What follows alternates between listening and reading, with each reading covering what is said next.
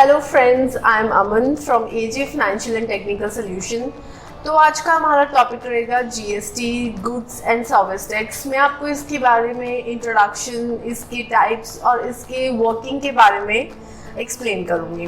तो आइए अब हम बात कर लेते हैं सबसे पहले कि जीएसटी बोलते किसे हैं। तो जीएसटी एक इनडायरेक्ट टैक्स है जो हमारा sale, manufacturing and uses of goods and service पे लगाया जाता है। ये एक डायरेक्ट जिसे हम एक सिंगल टैक्स बोलते हैं, ये एक सिंगल टैक्स है जो फ्रॉम मैन्युफैक्चरर टू कंज्यूमर लगता है और इसको हम चार्ज करते हैं नेशनल एंड स्टेट लेवल्स के ऊपर with the same rate for the same products. और ये जीएसटी ने रिप्लेस किया है इनडायरेक्ट टैक्सेस को जो हमारे national and state and central levels पे सेपरेटली लगाए जाते थे। जीएसटी को एक डेस्टिनेशन टैक्स भी बोला जाता है क्योंकि जो जीएसटी है उसको पे किया जाता है at the place of supply. तो मैं आपको बताऊंगी सबसे पहले तो कि कौन से ऐसे स्टेट टैक्सेस थे जिसको जीएसटी ने रिप्लेस किया है, जैसे कि स्टेट वैट हो गया, सेंट्रल सेल्स टैक्स हो गया, luxury taxes, purchases tax, then entertainment tax, taxes on advertisements, taxes on gambling and lotteries, state cesses and surcharge. और अगर मैं बात कर लूँ सेंट्रल टैक्सेस जिसको जीएसटी ने रिप्लेस किया है तो वो हैं central excise duty, custom duty, service tax. तो इसके बेनिफिट्स क्या हैं जीएसटी के? जो जीएसटी हमारे टैक्स पैटर्न में आया है उसके बेनिफिट्स हैं कि इसने एलिमिनेट किया है कास्केडिंग इफेक्ट को। प्राइसेस कम हो गए हैं हमारे गुड्स एंड सर्विसेज के, टैक्सेस जो हैं वो कंपैरेटिवली लो हैं एंड 17 इनडायरेक्ट टैक्सेस को इसने एलिमिनेट कर दिया है, जिस वजह से जो हमारी कंप्लायंस फाइलिंग कॉस्ट है वो भी कम हो गई है। और इससे हमारा एक टैक्स अविजन जो है वो रिड्यूस हो गया है और रेवेन्यू एंड जीडीपी इंक्रीज कर गया है।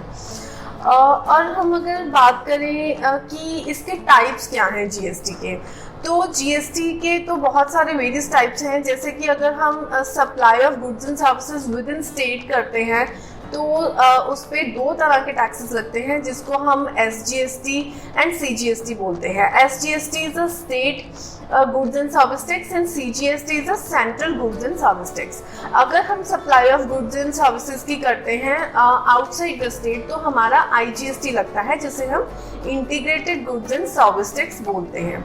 अगर हम बात कर ले इंपोर्ट एंड एक्सपोर्ट की, तो जो अगर हम एक्सपोर्ट कर रहे हैं तो एक्सपोर्ट को हम ट्रीट करते हैं जीरो रेटेड में, जिसमें हमें कोई भी टैक्स नहीं पे करना पड़ता एक्सपोर्ट के ऊपर।